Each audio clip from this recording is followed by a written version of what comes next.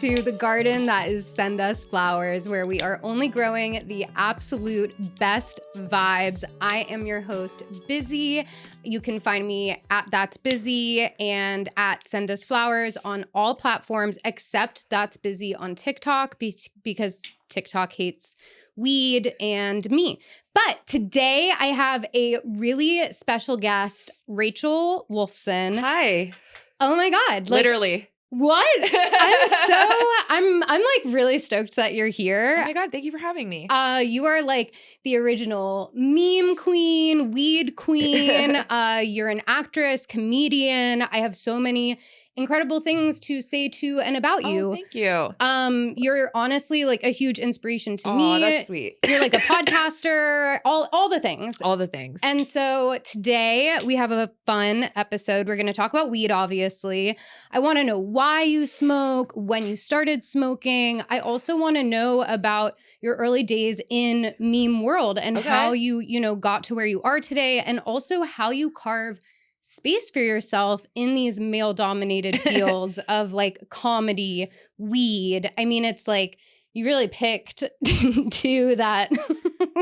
Yes. You're just like, all right, I'm here. I like to say I'm shattering the glass ceiling. There we go. Mm-hmm. Okay. Yeah. Love that. Yeah. And of course, I want to know who you're sending flowers to and what's in your bag. So who are you sending flowers to today? Oh, we're starting with that. Yeah. Okay. So I was thinking about this a lot lately. And one, I want to send flowers to any female-owned cannabis brand in the industry because I know how hard it is to enter the space, especially a male-dominated space, especially a space that costs a lot of money to be in and maintain. And for any female-owned business that has survived the pandemic, survived legalization, or is just thriving in general, flowers to them.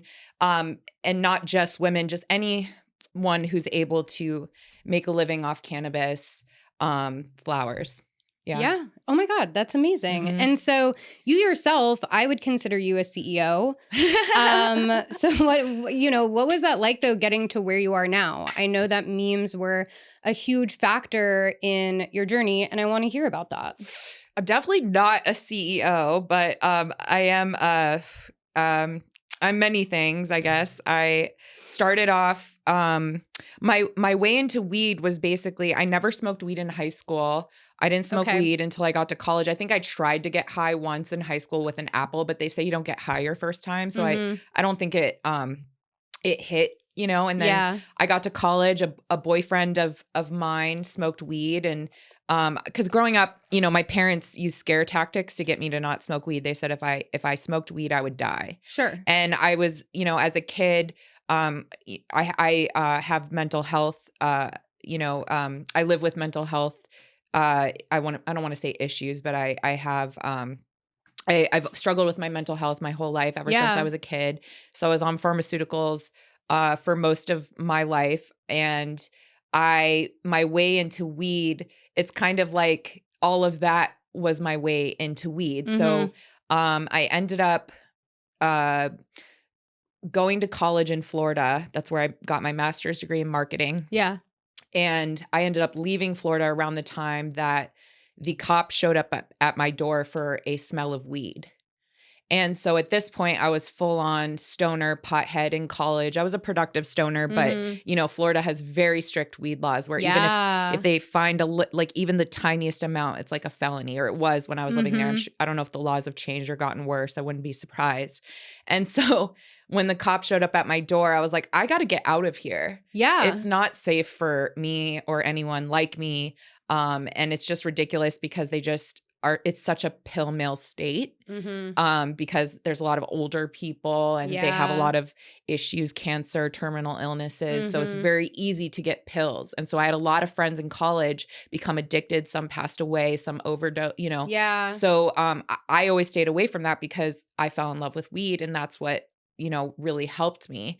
So I ended up, I had a neighbor above me, who I think ultimately called the cops on me. And whenever I was outside smoking a joint, she would spray bug spray like on the patio. Yeah. I'm like, is she trying to exterminate me? Okay. Why are neighbors such narcs? Like, just chill. We're not doing anything. To be fair, I probably made her entire apartment smell like weed because I was just on the first floor and it was like wafting up. And as someone who doesn't smoke weed, you know what I mean? That's got to be annoying for them, but it's also like, I don't know. So anyways, I'm on your side. I know. I just think like, you're not throwing parties or being loud or there was never even a conversation. Oh my God. And I'm outside. I'm outside, like smoking weed. Like that's the place, because I was trying to be more courteous. No, I wasn't trying to be courteous. I just wanted to smoke weed outside. But I'm like, it's not wafting into your apartment then, unless obviously you have your window open. But I took all that as, it's a sign I need to take my talents to California, where they appreciate what I have to offer. So I moved to California 10 years ago from Florida. I got here in 2013. I didn't have the plan then, but what it was I need to move to LA. I want to work in entertainment. I don't know what that means, but I have a marketing degree. So I'm just going to roll with it as one would say. As stoners do. So I got here and I dated a guy. I moved in with my ex and he hated that I smoked weed, but I lived within walking distance of a dispensary. Zen, WeHo, shout out. Oh yeah, and I like that one. I would just walk there, and this is before rec, and I would get the best weed. Like, this is back when like growers were just, every dispensary had its relationship with growers, giant jars and chopsticks, the funkiest, best, like most cheesy, heavy weed. Yeah. And so I was getting high like behind his back. And he could totally tell though, because it was just like really heavy weed, and he tried to say I acted different. I'm like, I just act better. I'm just me. Yeah. I'm just me, That's me. Yeah, I'm not me when I'm sober. Yeah. And so concur. And so basically we ended up breaking up, obviously. And I ended up taking a job eventually at a comedy entertainment agency because they were looking for a social media manager. Perfect job for a stoner. And at this point was like, so I got into LA 2013. I want to say I got this job like 2015. Okay. And so I was actually for once doing something like marketing something that I loved, which was comedy. And while I was there, I would have a lot of free time because social media was pretty easy for me. And that's when I started I was like, oh, I need to learn Photoshop. I never learned it in college. It just, I couldn't wrap my mind around it. Yeah. But for this job, I should learn. And so my way of learning Photoshop was I started to make weed memes. Okay. So I would be Photoshopping like Tommy Chong onto like Riff Raff's body, and I would be like Spliff Raff, and I would do like Emily Blunt, but like with a picture of her holding a blunt, or and I just started, or I would do what was the Kiefer Sutherland. And I had him photoshopped over Keith. And so like I just started doing that more and more until I would get better at it. And then it just kind of transformed into like writing, like making memes. And that was basically writing one-liner jokes, which I was doing for years and years and years before I got into stand-up.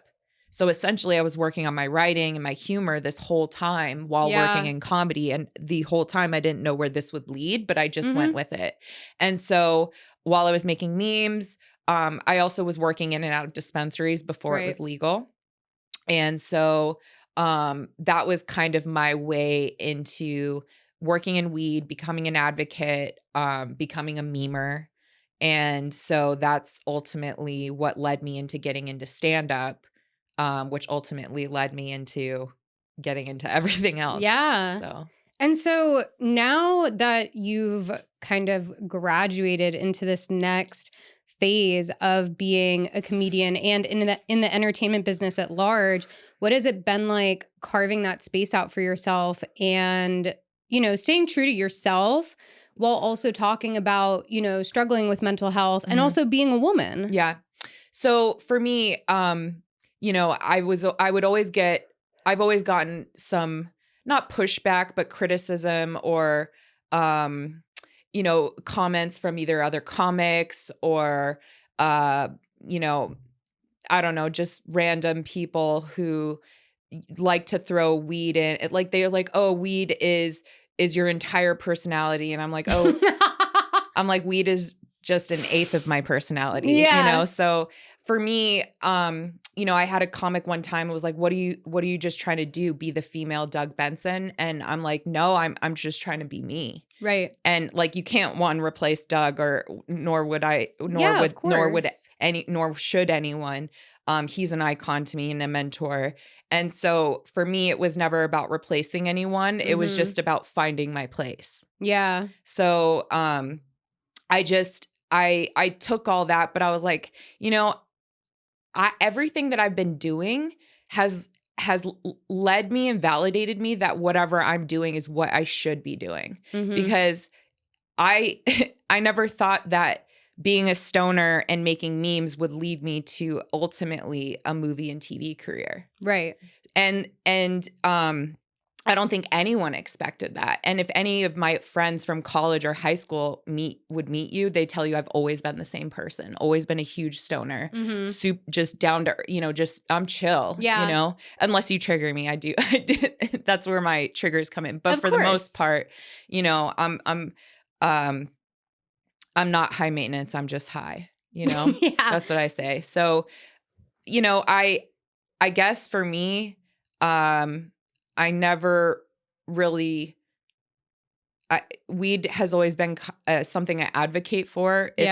It's not my personality. In fact, I don't talk a lot about weed. I have weed jokes. Yeah. And people want to categorize me as a stoner comedian. And it's like, most comedians smoke weed. You know, we're all stoners for the most part. I think there's a comedian, Brody Stevens, that said 90% of comedians smoke weed. The rest aren't funny or something. Like I probably butchered that, but that's the whole point is like, no, there's really no such thing as stoner comedian. Totally. You know? Yeah, no, I totally understand. And so as you're, you know, going into these spaces like Jackass, how, you know, do you go about just getting your period or doing the womanly thing that one does around a bunch of guys? Well, it's not just like, exclusive to Jackass, I would say in comedy in general, which is also a very male dominated space. So like, you know, if you walk into a green room bathroom and there's like spare tampons and I'm like, wow, they really are, they get it. You know, they know people had that. They know women, certain places might or will, but then obviously you'll go to clubs that aren't, but they have, for sure, they have women working there. And, you know, it's just a nice little thing to have in a green room that like, you know, and it's just an extra thing you don't have to think or worry about. For me, when I started comedy, I wasn't on birth control. I had been on birth control since I was 12 and I made the decision to come off because I wanted to see how it affected my mental health. And then I realized why I was on birth control in the first place. And it was because, well, one, my mental health, and two, I have really debilitating periods. Like I bleed buckets of blood, it seems like. Sorry, Mark. And also, my cramps are to the point where I have to load up on Midol and pain, and I can't walk. Same. And my whole body's in pain. It's truly some of the most pain, like the cramps I had, they say it's equal to like the pain of contractions or possibly giving childbirth. Birth, and so that's what I was doing. And like, if you don't catch it at the right time, I'll throw up. Like it's just, you know, it's something I was like, oh, I have to really, you know, self-care during this time. Because I would say I would get 2 normal weeks out of the month and then 2 weeks is my period. And I'm like, I can't live like this. Weed is not enough. Yes, it helps, but it's to the point where I need actual medicine for me to be able to live a life.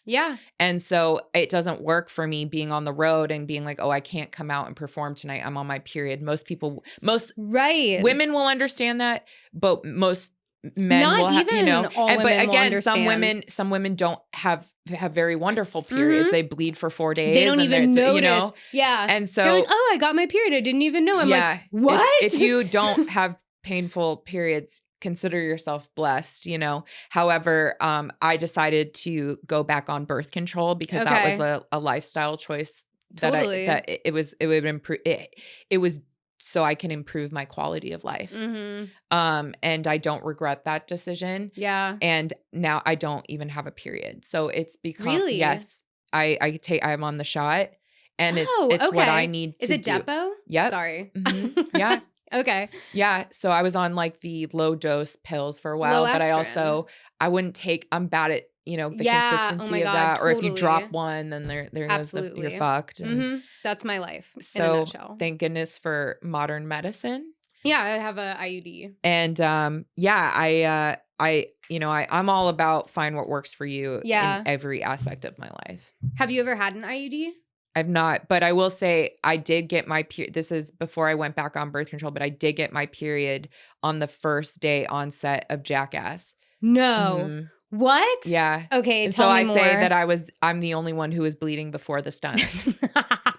Yeah. And so, well, I knew it was coming, and I was like, fuck, please don't like hit the first day. And as soon as I get to set, I get my fucking period.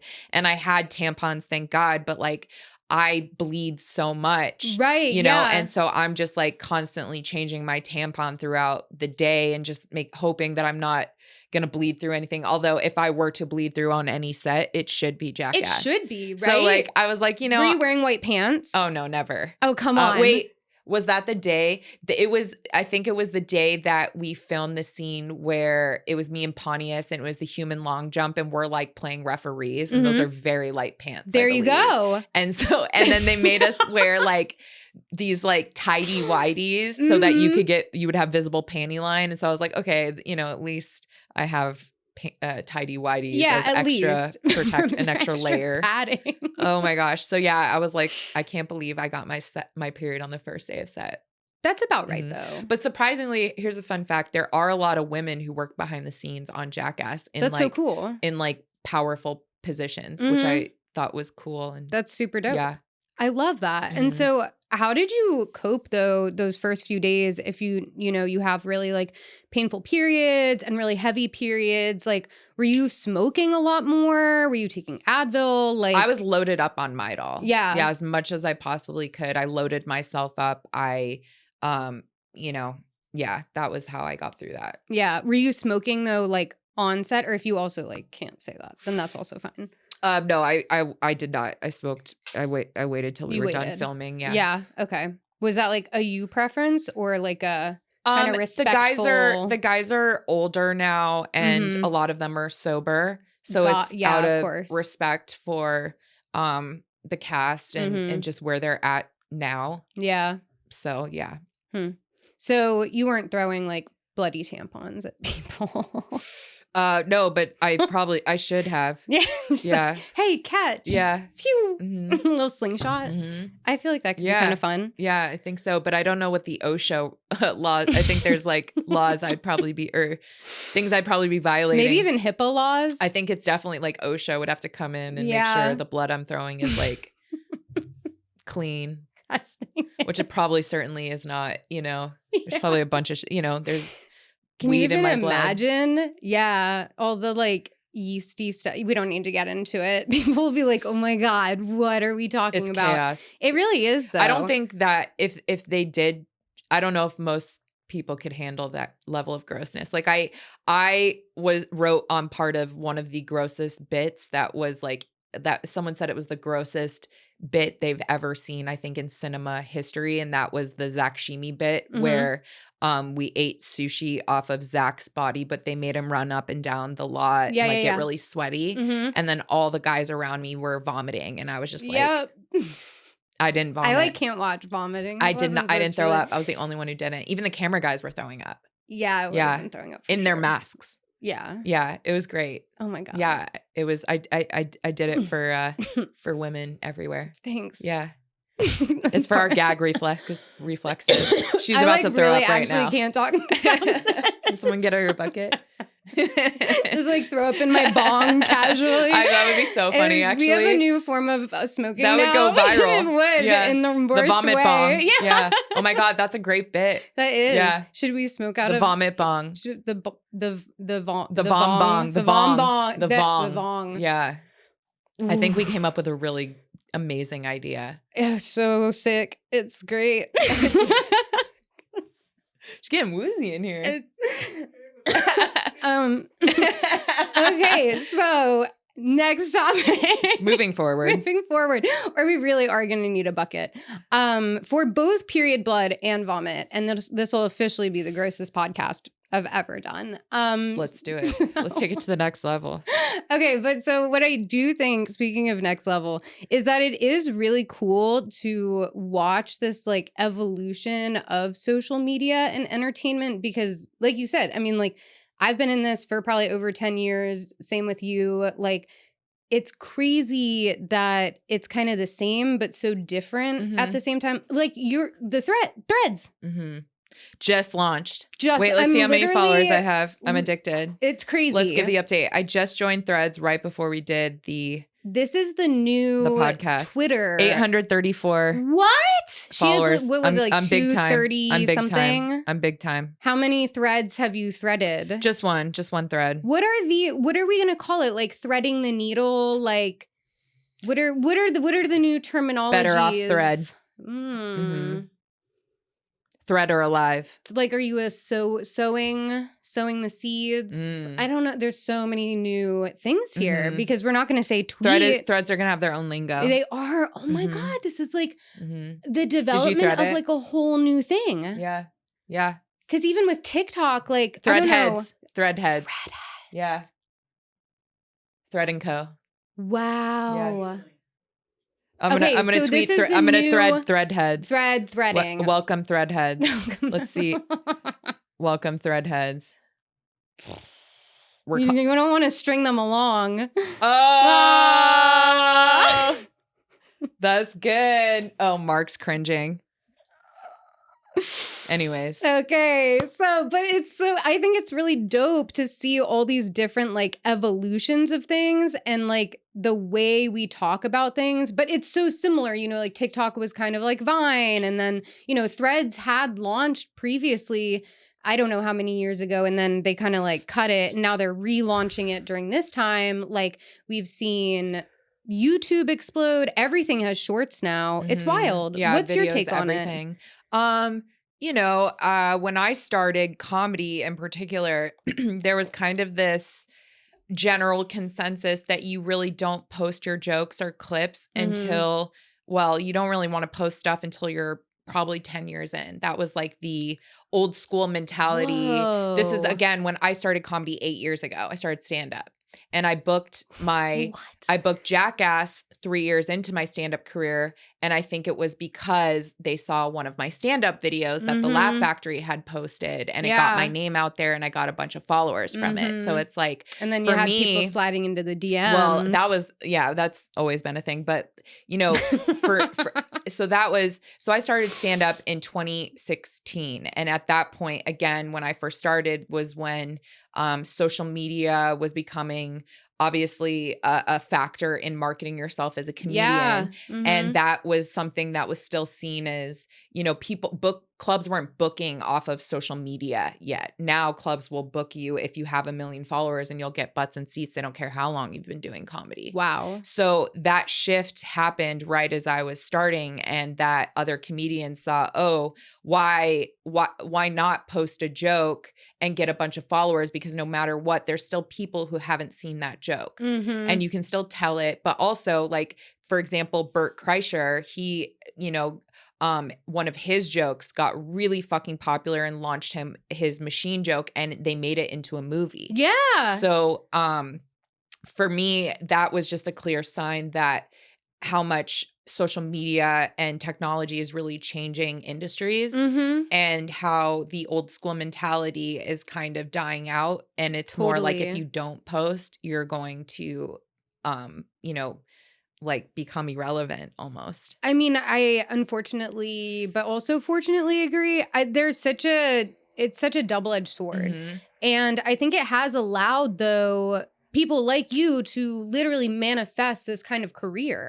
So there's comedians, that friends of mine that have been doing comedy less than 10 years, and they're putting out multiple specials, and I support them for I support, what anyone does. Personally, for me, I'm going to wait 10 years before I drop a special or something like that, because that's just, I want to do my I want to do it due diligence or whatever, but Sure. everyone's comedy journey is different, and skill set and level, and works at their own pace. And so I think it's really cool that they are doing that, because as a comedy fan, true comedy fans, I think, will appreciate seeing a comic's journey, which they have access to more than ever before. Whereas you would just see comedians on like Carson or late night shows, and that was your first introduction to them. You don't know anything else about them. So social media gives audiences more access, and therefore you have more chances of getting your name out there based off that. Yeah, and it's a different connection point than I feel like it's ever been before. Okay, so what would you say is the best social platform, in your opinion, for comedians? Probably Instagram and TikTok. Just because video is king right now. Absolutely. And each platform is shifting to video and making that feature the most prominent, and you'll get rewarded by the algorithm for it. So I think as a comedian, I love Twitter, which is why I'm so heartbroken with did it go off?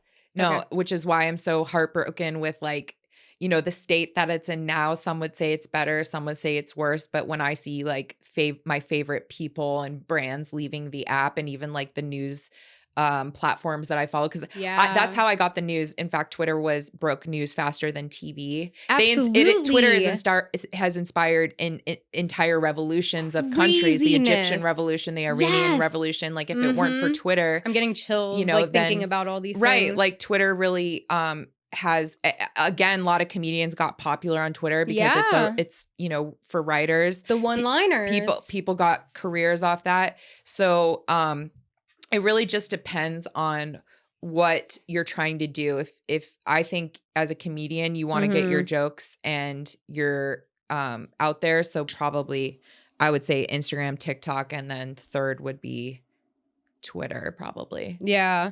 So what do you think of Threads so far?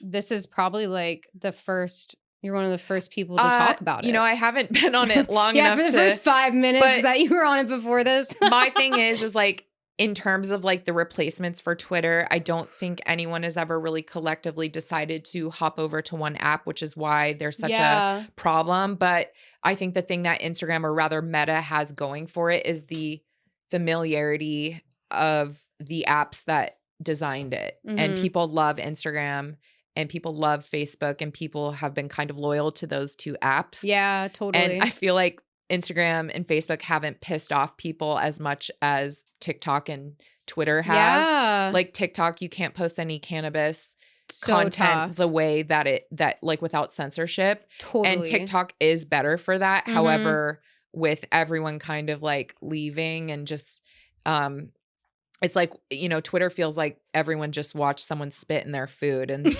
some people are like, I've had worse, and continue to eat it, which is me. And the rest are like, I can never look at that again. Yeah. So I go back. Of course. Like, I've gotten food poisoning from places that I love. And I'll give it some time. And then they have me coming right back, I've gotten probably food poisoning from all my favorite food places, but yeah. Brand loyalty. You know what I mean? That's brand loyalty. Yeah. Truly. I mean, also Instagram and cannabis have had such a tumultuous relationship as well. And so even so, cannabis brands still want to be legitimized on Instagram. It's like, I feel. And some are and some aren't. It's different rules for different fools. Oh my God, completely. And then, how you do different things, how to talk about what you can't really talk about. It's wild. And then like the way that now blue checks are many people Unverified is the new verified. Yeah. Yeah. I'm creeped. I'm like, who is this person verified on Instagram? And they have Who are they? three followers. Who are they? Whom? What are they? What it's probably a bot. I'm literally convinced half the internet is like not real right now. And I'm literally on Twitter feeling kind of crazy because I'm like, are you even real? And I'm like, is anyone real? I Like, don't even what know. is Like, I don't happening? know what news is real. I don't know I have no idea. I don't know what the weather accurately is. Right. So, I don't know if it's Elon tweeting or his parody account. Is it AOC? Is it not AOC? I don't know. I don't either. know. I feel like the world has become like, you know, art imitates life, life imitates art kind of situation. Like we've created like this meme-verse that all of us now inhabit. We live in the cross world of idiocracy and don't look up. Yeah. You know? And like I used to think when we were kids, you know, you read things like 1984 and whatnot, and you were like, Animal Farm. Yeah, like how could that happen? And then you're like, oh my God, it's not a how could that happen? The Giver. It's just a reflection. Oh my God. All of these things were about conformity and like everything, and here we are. When I read The Giver, my mind was forever the fuck changed. I kid you not.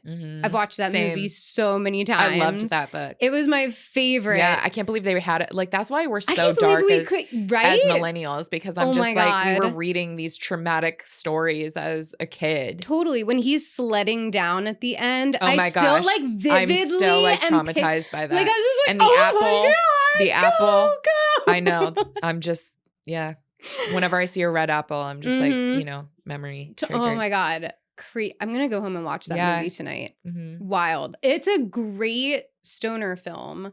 Okay. Wow. Yeah. I think we live in like the after apocalypse. I don't know. Because also the pandemic made things really weird. Like, I'm 31, but I don't feel that way.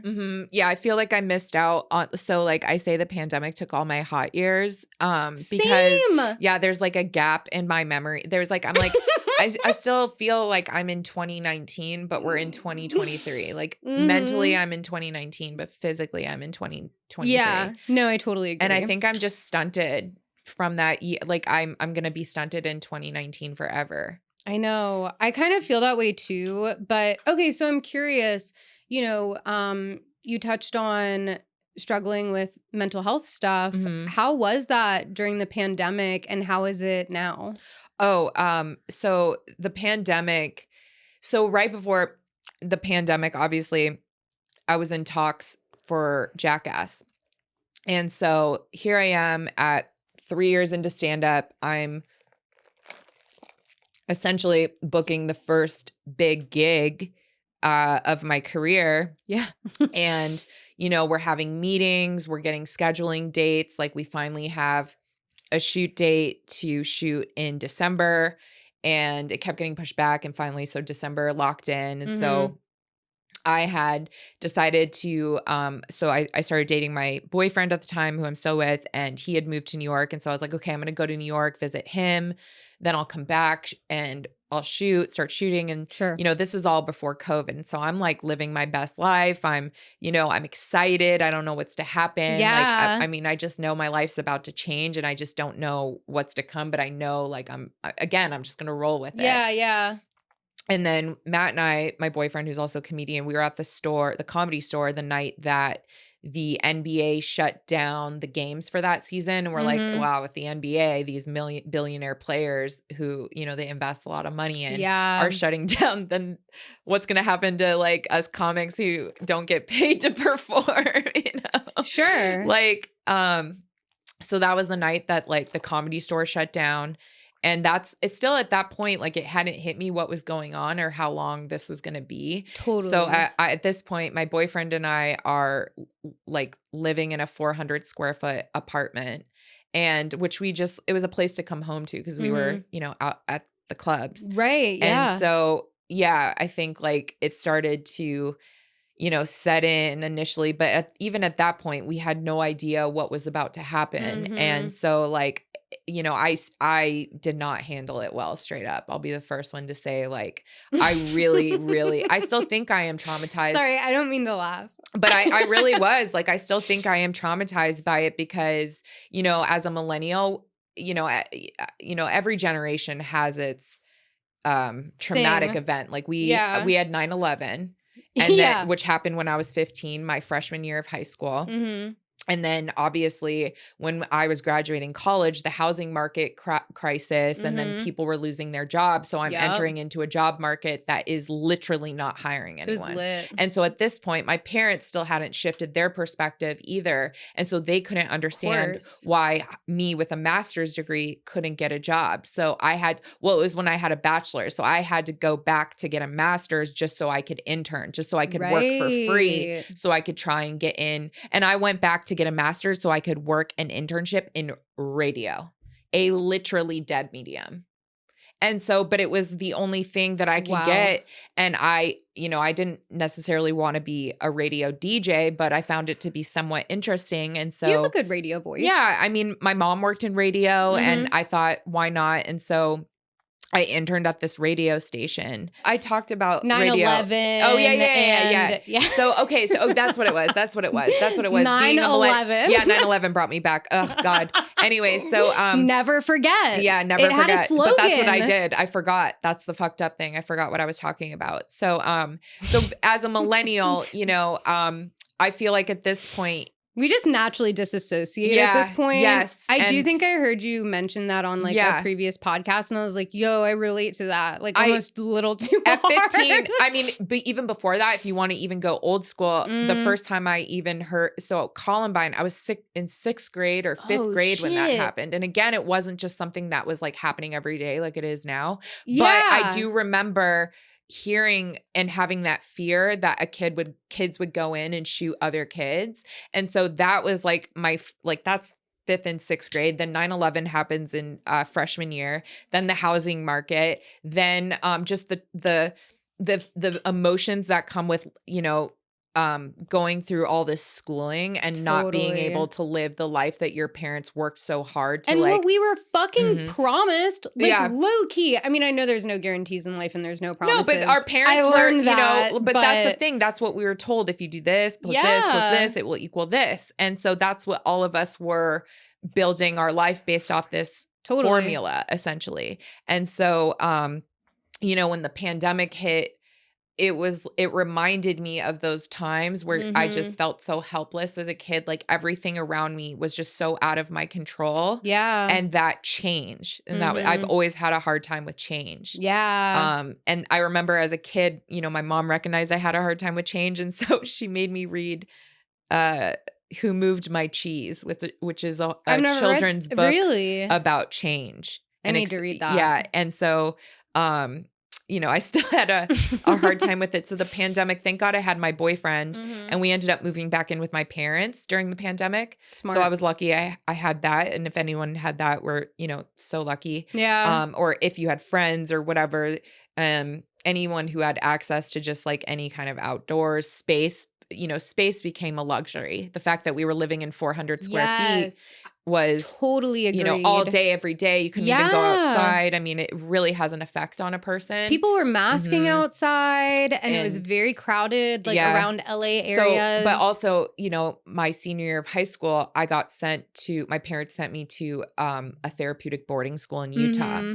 And that was another moment in my life that felt so out of my control. And, it's a lockdown. So like you can't leave. It reminded me like the that feeling of being pandemic. trapped. Yes, it just brought me back. And that's also a very traumatic experience for anyone who's ever gone through something like that. And so I think the pandemic really brought that. I feel like I regressed back to my high school self. And I feel like a lot of people did in some ways. And I still think like, we're all recovering from that mentally. Like I definitely still am. And just coming to terms with acceptance, which is hard for me, that we're not going to get those years of our life back. Yeah. But we can't look back. We have to look forward and make the years that we have count, and just how health, that's a luxury. That's a privilege. Yes, totally. So, at the end of the day, if you don't have your health, then you have nothing. Yeah. And so what has it been like now, you're getting back into touring and doing a ton of different things with your career again. I mean, not that it, took a pause, but like things had to be done differently. Like, that Well, was the reality. Yeah, for sure. I mean, I'm definitely getting back into touring. I was touring last year, but again, like I shot this show with Knoxville, Eric Andre, and Gabourey Sidibe, called Prank Panels. That's coming out this Sunday, for the next month or so. And so when I was shooting, you know, there were still COVID restrictions and stuff. So I was like getting these tour date opportunities while I'm shooting. I was like, I don't want to go to Florida for the weekend and then have to come back. And if I test positive for COVID, I'm not going to be able to work. So I had to be very particular about what projects I was taking and what dates I was taking. And, you know, thank God a lot of these clubs were really flexible with me because for me, I want to continue shooting TV and movies, but like my priority is stand up. That's my love. And that's what I want to get good at. So each one will help the other. So it's just finding a balance and just, you know, being patient with everything. Yeah, absolutely. And so now what would you say are like the top 3 things in your toolbox for getting through hard times when you feel like you don't have control? Indica, sativa, hybrid. Done. Bam. Stamp. Copy, paste. You know, obviously therapy is something that's very helpful if you have the ability. A lot of therapy, a lot of places have access to sliding scale therapy where if you can't afford it, they'll do a pay what you can, or I some did places not know that. Yeah, I think California has sliding scale therapists. What? Yeah, and there's a lot of places that will work with you. So like I know therapy is ridiculously expensive and everyone needs it, and it should be So like expensive. provided for free because of all the trauma we have to deal with. No, seriously. And so, you know, I think like, please, actually, assign me one. And so we'll you know, take them. I get hit up all the time about mental health, and of course I'm not a doctor, but I'm just someone who's experienced the mental health industry from all different levels. And so, you know, I've even, you know, helped people find a therapist because I know sometimes it's like it's hard to do that. Even. And so sometimes you just need someone who has gone through it to just, you know, give a little help. And if that is what helps someone to get into therapy, then like I'm so happy to do that. I love that. So yeah, I mean, I know there's a lot of people out there who can't afford therapy, but for that, my recommendation is look up sliding scale and see if that is available in your area, or look up if there's like therapists in training, student therapists who might be willing to work with you or do pro bono, and just don't give up on trying to find access to a better life. Yeah. You know? Cool. I love that advice. And I personally will be taking it later. I'm literally like making a mental note in my head, even though I'm recording this and can look back. So I also wanted to ask then, what is it like balancing, you know, your coping mechanisms, mental health, and social media, and having to kind of be so active now on social media? So for a while, I got rid of my Facebook because I just think like obviously during the pandemic, that platform really affected my mental health. Yeah. And so I made the personal decision to deactivate. And, you know, in retrospect, I'm glad I did it, but also I should have just taken the app off my phone and collected the followers, because people just went to the other platforms that I was still on. But I suggest doing that if you don't need a Facebook. Deactivate, don't delete, because you might want to come back to it. That's good advice. And mute is a great thing. I love a mute button. Very helpful. Like you saw me sign up for Threads, but I was like, I don't think I'm going to follow anyone. Yeah. And I think that, you know, I have my Wolfie DMs account, which is just all the messages I get on social media that are very humbling. One today. I was crazy. Wait, can I read it real quick? Yeah. Okay. I literally took a screenshot for this moment because I was floored. And this isn't the first time I've seen you obviously like tweet something like this. But so it was a retweet from Vic Lambo Core. I don't know who that is. Shout out. Start showing your tits at these appearances if you want to reach the next level. Right. So he was referring to the comedy show flyers I had posted, and I was promoting my dates, and I do not have a problem getting people to come to my shows with my clothes on. And, you know, he's probably right. I would, you know, definitely probably sell more tickets, but I'm also selling my soul. So that's also something interesting that, you know, I think we talked a little bit about before, where there was a lot of discourse after Jackass came out with them, you know, including a woman on the cast. And, you know, one of the things that I get a lot is mainly from men about how is it really equal that I don't show myself naked. And so for me, I acknowledge that there is a double standard. And my thing is that I'm not saying that we can't find women nudity to be funny. We as a society are just not in a place to do that. And knowing that as a comedian, I actively make the choice to, like, I wear baggy clothes. Yeah, I'll wear a crop top. But like, you know, I dress frumpy, like to the point where I look, you know, much heavier than I am. And I don't care. Like, I'm not here for you to find me sexy. I want you to find me funny. You know, literally if wearing you do a sack right now. Yeah, if you want to find me, I prefer you find me funny. Great. If you find me sexy, whatever. But, you know, for me, that's just something that I've always tried to put funny first. And so in regards to that topic, I will always stand by, like, I don't feel that me getting naked is a comedy choice, and that if they want something like that, there are plenty of people who they could choose from. And good, I support sex work. I support body expression, body positivity for sure. That's a theme that's on Jackass, is body positivity. I love that. Love it. And so, yeah, but my way of, you know, supporting that is being on the sidelines of that.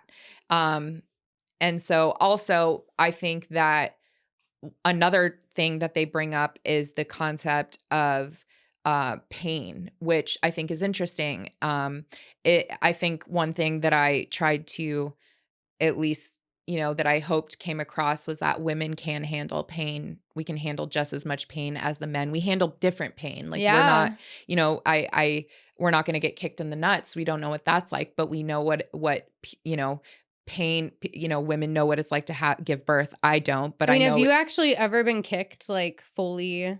I've never been kicked in the vagina, but I have, every girl's ridden a seesaw and has had that traumatic, like, injury where it hits your vagine. Whoa. Core memory was just unlocked. Or horseback riding. Like, oh my God. You know, I felt such uncomfortable sensations. If you played sports, you've probably been kicked in the vagina at least once, and it's not great. And I will say that when that happens, I'm not convinced that that's going to elicit a laugh from people. Yeah.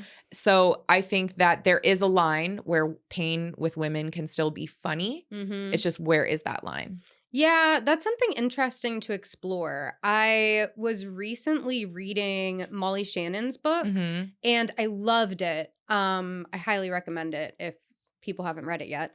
And the way that she explores physical comedy as a whole is so cool. And to read the behind the scenes of, like, you know, what went into certain acts, and, like, you know, being basically like a stunt person was like. And I really found that so similar to some of the things even that you do. And I think it's so cool that you are essentially a stunt person. Yeah, I literally fell into that, right? But yeah, it's so dope. So I can totally relate to her.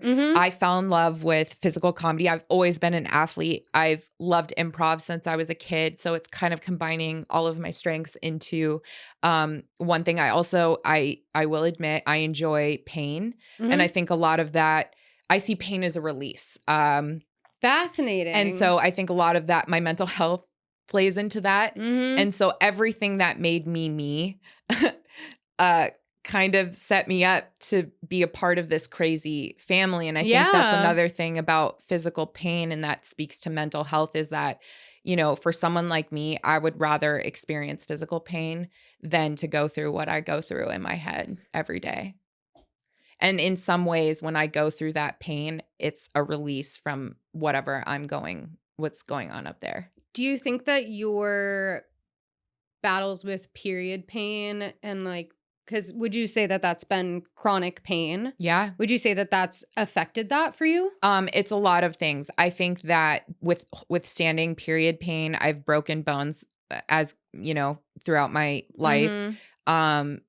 The mental anguish that I go through with borderline personality disorder Yeah. has somehow, it's like an adrenaline rush for me. I'm able to just turn off whatever fear I have or what I'm about to go through, because in my mind, the pain experience is temporary, whereas what I go through mentally, has lasted through my whole life. Yeah. And so, like I said, in some ways, like the way people enjoy tattoos, the way people enjoy piercings, the way people enjoy pain, sexual, dominate, like there is Yeah. some form of release that you get from that physical experience. Totally. And I think that obviously, everything in my life has led me to be able to go through those things that most men wouldn't even put themselves through. So you made it your superpower. I mean, unintentionally. Pain is your power. Mm-hmm, it's almost inadvertently. Like it wasn't like I set out to like, oh, I want to hurt myself. I think No. but it's something that I found that I enjoy in a way. I mean, and it's a culmination of your experience. Mm-hmm. Mm-hmm. That's super cool. Mm-hmm. I have endometriosis, and so I was thinking you're so right with that release. Like when a flare-up is over, it's like the best feeling in the whole world. And I've never really been able to put it into words, except what you just said resonated so much. Well, also, everything that you go through physically, in a way, after you said that experience is over, the flare-up is over, and you have that, release, it is a perspective shift, as well as like you appreciate every moment that you're not going through that. Yeah. And when you're going through something painful, you have something to be like, well, at least it's not as painful as this. Yes. Totally. Because then you're also like, I also got through that. Like, yeah, I was glued to a heating pad that was basically like shoved up as far as it could physically go and just like withering in tears in bed. But then like the next day you're like, hey, everyone, what's up? The word for that would be endurance. Yeah, I think that that's a really cool theme of this conversation today, and that you've endured. Is this a joint? It's a hash hole. Okay. So it's great. Just beware. Ooh, sorry, Mark. Okay, so before we go, I want to know what's in your bag. Okay, I brought my weed bag. Might be makeup, might be weed. Accurate. I bring this in the airport. Absolutely. Concentrates or eye cream, you would never know. Or both. Or both. Oh my God, can they make a duo? What if they made like a CBD or THC eye cream, but it just makes yours a lazy eye? And you know red, what I mean? Accidentally. Yeah, smoky eye. Smoky eye. So here's my essential weed bag. Here's what I recommend that every stoner, especially female stoner, whatever you identify as, here are the essentials. So I have these mini loose leaf blunt wraps that I'm currently obsessed with. Whoa. Some people prefer blunts. It's my biggest vice, but they make these loose leaves into minis now. And it's basically personal blunts. Love blunts. I just can't roll them. Oh, these are loose leaves, so it's like basically rolling a joint. What? Yeah. I've never seen that before. Oh yeah, that's what I didn't even pass it. I'm so rude. That's okay. No, you're totally. I mean, sometimes people just enjoy their own blunts, and so I would never intrude on someone's like personal blunt experience. I have a pack of baby Jeters. Ooh, okay. Because some people don't like to smoke blunts. Totally. And I like to bring some just for like sharing. A little option for everyone. Yeah. Here's the weed that I'm currently smoking. It's Fat So Smalls. I really like this strain. I like this brand. Mm-hmm. It's an indica. I got it from the Higher Path. Highly Ooh. recommend getting the smalls. You get 7 grams. Is there something that you prefer to smoke on your period? Heavy indica, OG for sure. Okay. Yep. Agreed. Next, I have scissors, blunt scissors. Always like to roll with those. These are pretty big. I brought them from home, but I usually carry like the small scissors. Mm-hmm. Like sewing scissors. Mm-hmm. I have a doob tube. Nice. Because I like to put my blunt in here if you don't finish, or want to save it for later. I have some zigzags. Some people like to roll their own. I always like to have papers to offer people because sharing is caring. You're a great It's sesh the theme, host. the Are you theme a of sesh weed. mom? Oh yeah, for sure. Yeah, okay. Total sesh mom. Zigzag, also filters for that. I have one single pre-roll ready to go. I also have a lighter that says no gaslighting. That's important. You need a lighter Very that's a vibe. important. But also one that you're willing to part with if someone steals it, because most likely that will happen. Always happens. Chapstick, very important, because your lips Excuse do. I've gotten a lot of feedback on podcasts that my lips are dry. And so I just try to take extra precaution. Also, fuck you to whoever said that. I don't know if this brand is still around, but it's literally my favorite chapstick. It's Canna Sun infused with CBD healing lip balm. Highly recommend. You should do highly recommendations. Ooh, thank you for the recommendation. You're welcome. That's like the first one. Extra gum. You need gum as a stoner. So wow, that is an extra pack of extra. And people always, want to bum gum off of you. I have a vape. Do you have siblings? Yeah. Okay, this makes sense. And yeah, I have a vape, and that's what's in my weed bag. You just have something for everyone and not something for everyone and everything. Yeah. I feel like that's a very sesh mom highly sibling prepared thing to have. Highly prepared. Yeah. Mark wants to know why you don't have a grinder. I don't need a grinder. I like to break it up with my hands, especially for blunts. It's better to break things up.